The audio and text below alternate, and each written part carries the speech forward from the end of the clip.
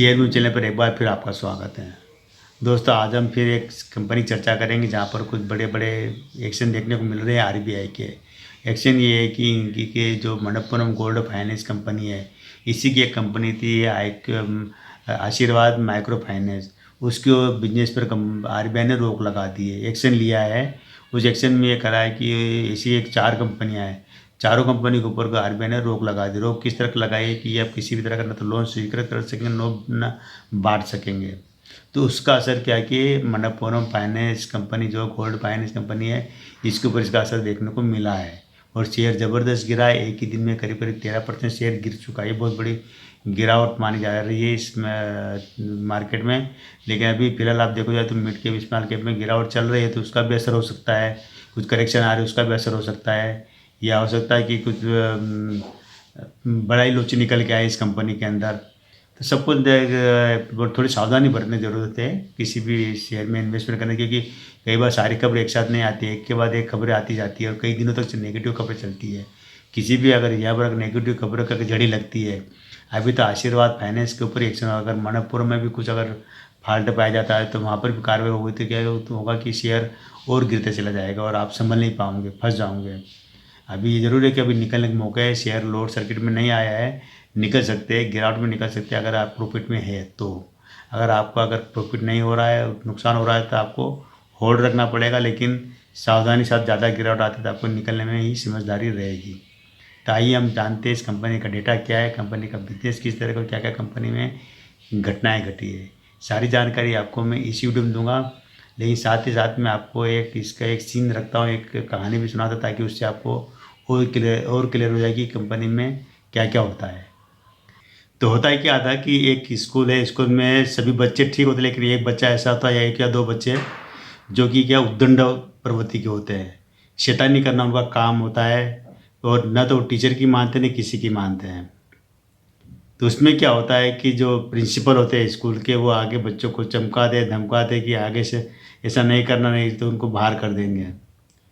लेकिन क्या होता है कि प्रिंसिपल के जाने के बाद में थोड़ी देर तो बच्चे ठीक रहते, शांत रहते 1-2 दिन, लेकिन वापस अपनी हरकतों से बाज नहीं आते, वापस पुरानी हरकतें चालू कर देते हैं। और ऐसे 1 बार होता, 2 बार होता, 4 बार होता था। अल्टीमेटली क्या है कि बच्चों को लगता है क्या है कि जो प्रिंसिपल है, कभी निकालने वाले थे ही नहीं उनको, केवल धमका देते हैं।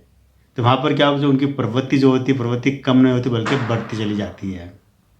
ऐसा ही कुछ हाल होता है जो एनबीएफसी कंपनियाँ, यानी कि निजी क्षेत्र की जो बैंक की कंपनियाँ होती है, एनबीएफसी जिनको कहा जाता है, जो कि छोटे मोटे लोन या बड़े बड़े लोन देने का काम करती है, फाइनेंस करती है, इस तरह के काम करती है। तो ये जो Manappuram gold loan finance company, ये भी एक एनबीएफसी कंपनी है और इसमें भी क्या होता है, उसी तरह के काम होते हैं जितनी जो दूसरी कंपनी में है। यहाँ पर क्या होता है कि जितनी भी कंपनी जब लिस्ट होती है, मतलब शेयर मार्केट में, या मतलब बनती है, कंपनी स्थापित होती है, तो वहाँ पर आरबीआई की जो रूल्स और रेगुलेशन का पालन करती है, वहीं से इनका रजिस्ट्रेशन वगैरह होता है और कुछ नियम जारी होते हैं। लेकिन अगर ये नियम से चलते हैं तो इनका कमाई मारी जाती है।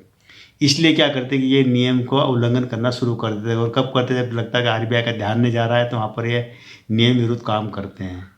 और कई बार तो ये भी काम करते हैं कि एक ही कंपनी में 5-7 दूसरी कंपनियां भी चलाते हैं साइड में। उस वजह से क्या होता है कि दूसरी कंपनी के माध्यम से ये अनाप शनाप लोन भी बांटते हैं, अनाप शनाप ब्याज भी लेते लोगों से, और जो काला धन वगैरह उसका भी ट्रांजेक्शन वगैरह करते हैं कंपनियाँ। तो यहाँ पर जब कभी आरबीआई की नज़र में आ जाता है तो आरबीआई इनके ऊपर एक्शन लेती है और इनके जमा पर रोक लगा देती है, या इनके किसी भी प्रकार के ट्रांजेक्शन पर रोक लगा देती है। लेकिन क्या होता है कि ये वो कार्रवाई के थोड़े दिन बाद वापस खुल जाती है, उनका काम चालू रहता है, नई कंपनियां बना लेते हैं और फिर अपना काम चालू रखते हैं, क्योंकि बड़ा एक्शन होता नहीं तो वहाँ पर एक काम चालू रहता है। तो मनप्पुरम के साथ भी कुछ ऐसा ही होता है। इसके बाद पहले भी कार्रवाई हो चुकी, 2012 में कार्रवाई कर चुका है आरबीआई। और तब तो आरबीआई ने मतलब यहाँ तक अनाउंस कर दिया था पब्लिक से कि कोई भी व्यक्ति मनप्पुरम या इससे जुड़ी कंपनियों में इन्वेस्टमेंट या जमा न करे। ये 2012 की बात है। तब भी इनके ऊपर मतलब यह आरोप लगा था कि इन्होंने अवैध तरीके से धन का प्रबंधन किया, मतलब गलत तरीके से धन जुटाया और उसी का लोन बांट रहे और उसी से मतलब कमाई कर रहे। तब आरबीआई ने इनके ऊपर कड़ा एक्शन लिया था, 2012 की बात है। लेकिन उसके बाद भी इनका काम चालू रहता, कंपनी का, कंपनी नई नई कंपनियां बनाती जाती है। सारी जानकारी मैं आपको इस वीडियो में दूंगा। तो पहले थोड़ा सा डेटा जान लेते, बाकी इसकी आगे की कहानी आपको आगे बताऊंगा मैं। तो डेटा ये है इसका कि अभी इसकी जो करंट प्राइस है 154 रुपये के आसपास है। कुछ ही दिन पहले 200 रुपये के आसपास ट्रेड कर रहा था ये शेयर। तो इसका अगर एक साल का हाई और लो देखेंगे तो 125 रुपये का लो रहा है और हाई रहा है 230 रुपये का। पूरे लाइफ टाइम का हाई और लो देखेंगे तो 9 रुपये 80 पैसे का लो रहा है और 230 रुपये का हाई रहा है लाइफ टाइम का। इस कंपनी की जो स्थापना 1992 में हुई, लेकिन ये जो पूरा कारोबार इनका 1949 से चल रहा है। ये जो ध्यान रखो, मैं आपको आगे कहानी में बताऊंगा इसके अंदर, जब आगे हम बढ़ेंगे तब। तो पहले इसका नाम था Manappuram general finance leasing and leasing company, ये इस नाम से काम करती थी। इसी से जुड़ी एक और कंपनी है आशीर्वाद माइक्रो फाइनेंस, और घोटाला यहीं से शुरू हुआ, इसी कंपनी से हुआ है। इसका जो मार्केट कैप है 12,973 करोड़ का मार्केट कैप है। सेक्टर पीई इसका है 30.43 का इसका सेक्टर पीई है। बुक वैल्यू इसकी है 137.43 का। तभी ये शेयर आपको बुक वैल्यू के आसपास मिल रहा है। बुक वैल्यू शेयर की एक्चुअल प्राइस दर्शाता है। फेस वैल्यू इसकी 2 रुपये है। डिविडेंड इसने 1-1 रुपये का डिविडेंड दिया हुआ है, जो कि साल में 3-3 4-4 बार दे देती कंपनी।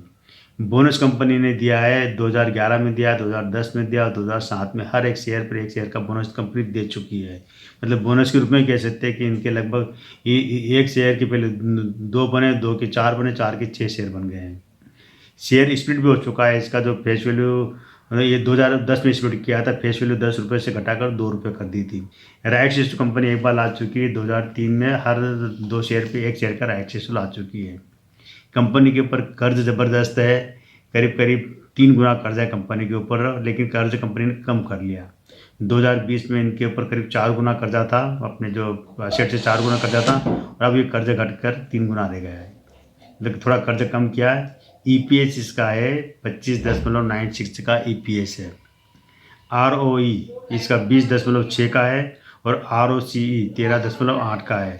तो आरओई और आरओसी ठीक है, कोई दिक्कत नहीं यहाँ पर। ईपीएस भी ठीक है 25.94, लेकिन इसका जो सेक्टर पी है ये वो थोड़ा सा बहुत ज़्यादा है, रिस्की बना देता है इसका। ये जरूर ध्यान रखना है। यहाँ पर हम देखेंगे तो प्रमोटर होल्डिंग जो मनी कंट्रोल के हिसाब से यहाँ पर है करीब 35.24% प्रमोटर होल्डिंग है, जो कि इन्होंने 35.20-30 से बढ़ाकर 35.24 कर ली है प्रमोटर होल्डिंग। एफआईएस की होल्डिंग है 33% होल्डिंग थी। एफआईएस ने अपनी होल्डिंग बढ़ाई है। पहले इनकी जो होल्डिंग हुआ थी 30% हुआ करते थे, अब 33% कर ली, 3% होल्डिंग बढ़ा ली है। डीआईएस की होल्डिंग है 9.34 की डीआईएस की होल्डिंग है, लेकिन यहाँ पर भी डीआईएस ने अपनी होल्डिंग पहले से बढ़ाई है। म्यूचुअल फंड वगैरह इन्होंने अपनी होल्डिंग थोड़ी सी होल्डिंग बढ़ाई है। पब्लिक होल्डिंग यहाँ पर 22.42 की है। अब करीब कहते हैं कि करीब 23.41 की हो चुकी पब्लिक होल्डिंग बढ़ाई है। यहाँ पर बात करेंगे हम इसकी जो सेल्स ग्रोथ की। सेल्स ग्रोथ इसका है 10 साल में 15% का, 5 साल में 16% का। प्रॉफिट ग्रोथ है 10 साल में 26% का, 5 साल में 18% का। CAGR 10 साल में 18% का, 5 साल में 0%। लाभांश 10 साल में 20%, 5 साल में 21%। प्रॉफिट ग्रोथ ये देखे जाते हैं यहाँ पर ठीक है, कोई दिक्कत नहीं है। हम इसका रेवेन्यू देखते हैं। रेवेन्यू यहाँ पर इसका पहले हम देखेंगे क्वार्टरली, बाद में सालाना। तो सितंबर 2023, दिसंबर 2023, मार्च 2024 और जून 2024, 4 क्वार्टर का हम रिजल्ट देखते हैं। तो इसमें क्या है कि जो सितंबर 2023 में इनको 2,157 करोड़ का रेवेन्यू आया था। ब्याज के रूप में इन्होंने 689 करोड़ रुपये चुकाए। खर्चा हुआ था 675 करोड़ रुपये और कमाई हो गई थी 561 करोड़ की कमाई हुई थी इनको सितंबर 2023 में।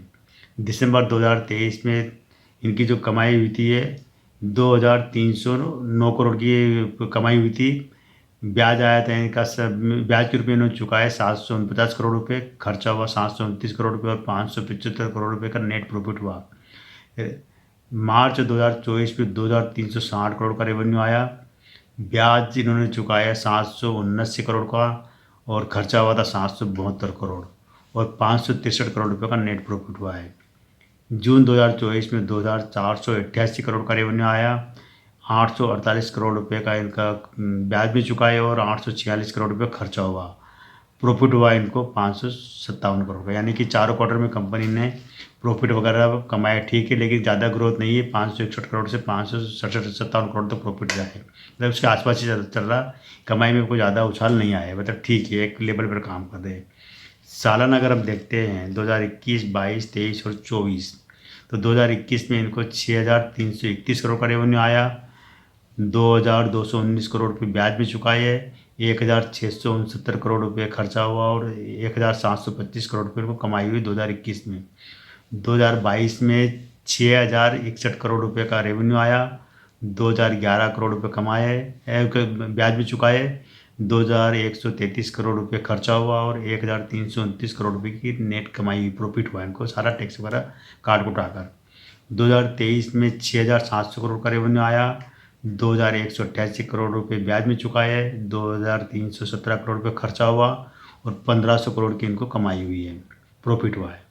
2024 में 8,848 करोड़, यहाँ जरूर इनका रेवेन्यू ज़बरदस्त बढ़ा है, करीब 2,000 करोड़ का रेवेन्यू बढ़ा है। तो 8,848 करोड़ का रेवेन्यू आया, 2,866 करोड़ रुपये इनका ब्याज में चुका है, 2,848 करोड़ रुपये इनका खर्चा हुआ और 2,197 करोड़ रुपये इन्होंने कमाए, नेट प्रॉफिट हुआ। इनका मतलब कह सकते हैं कि 2024 में की कमाई ज़बरदस्त बढ़ी है। आप देखे जाए तो करीब 2021 से लेकर 2024 के रूप में देखा जाए तो आप करीब इनका 500 करोड़ रुपये का प्रॉफिट बढ़ा है। रेवेन्यू भी इनका 2,000 करोड़ का रेवेन्यू बढ़ा है, खर्चे बढ़े, ब्याज लेकर फिर भी कमाई अच्छी हुई, किसी भी उसमें माइनस में नहीं है, ये एक अच्छी बात है। टोटल कंपनी की जो वैल्यू है करीब 420 अरब रुपये की संपत्ति है और इनके जो पूरे देश में 28 राज्य में 5,200 ब्रांच है और 50,000 कर्मचारी काम करते हैं।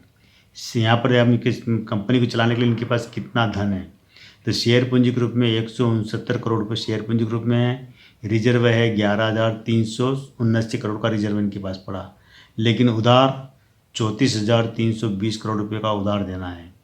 अन्य देनदारी है 880 करोड़ के अन्य देनदारी, टोटल बैठता है 46,748 करोड़ रुपये बैठता है टोटल।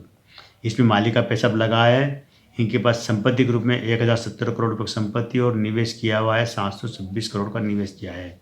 यानी कंपनी के ऊपर कर्ज बहुत ज़्यादा और इसी कंपनी में कर्ज होता है जो कि फाइनेंस का काम करती है ये पैसा। तो दोस्तों ये तो था इस कंपनी का पूरा डेटा मैंने बताया है, लेकिन एक बात ज़रूर ध्यान रखना कि जितनी भी जो NBFC कंपनियां होती है इन सब में कहीं ना कहीं मतलब इस तरह के लोचे निकल के आते हैं, टाइम टू टाइम आते हैं, सबके साथ एक साथ नहीं आते, लेकिन कभी न कभी आते हैं। क्या होता है कि जब भी कोई कंपनी में इनको सबसे बड़ी इनको क्या होता है कि जब उधर से किसी से पैसा लेके मार्केट में बांटते हैं, किसी को लोन पे बांटते हैं, तो लोन आता है, लोन आने के बाद में जब वापस ब्याज आता है, ब्याज में इनका कमीशन के रूप में पैसा ब्याज के रूप में मिलता है इनको। लेकिन कभी कभी क्या होता है कि कोई लोग ब्याज ब्याज डुबो देते हैं, या कई बार आपने ये भी सुना होगा कि इनके मतलब जो गोल्ड लोन में कई बार डाके पड़ जाते हैं, कई बार लोग सामान चुरा लेते, कुछ कर्मचारी गड़बड़ी कर देते, तो कई बार क्या होता है इन कंपनी के साथ बड़े नुकसान, बहुत बड़े बड़े नुकसान होते हैं जो कि लाखों करोड़ों के होते हैं। तो जो नुकसान हुआ उसकी भरपाई हो जाएगी। तो यहाँ पर थोड़ी बहुत अनियमितता इनकी चलती है।